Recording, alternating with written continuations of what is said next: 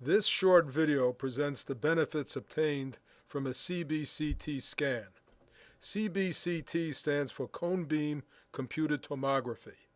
Essentially, the Cbct gives the dentist views of the tooth and surrounding tooth structures in three planes.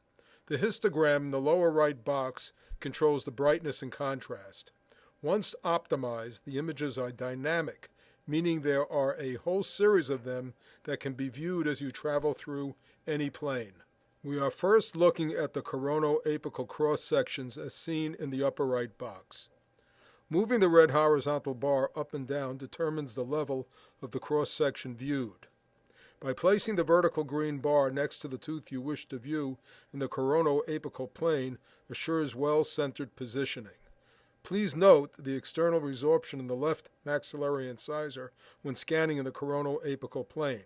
To gain buccolingual images, guide the horizontal green bar through the body of the tooth and view the images generated in the lower left box.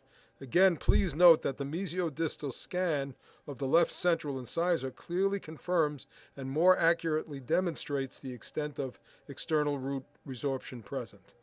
In this second Cbct, we are looking at the mandibular premolar area.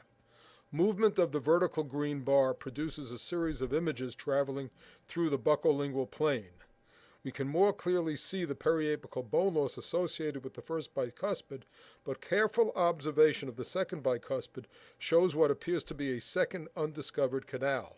However, when we travel through the corono-apical plane using the horizontal red bar, we clearly observe a lingual fracture on the second bicuspid.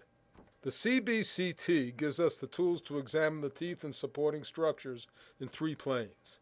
In the case of the lower bicuspid, the buccolingual views gave the impression of a missed canal. When viewed corono-apically, however, we clearly saw a vertical fracture.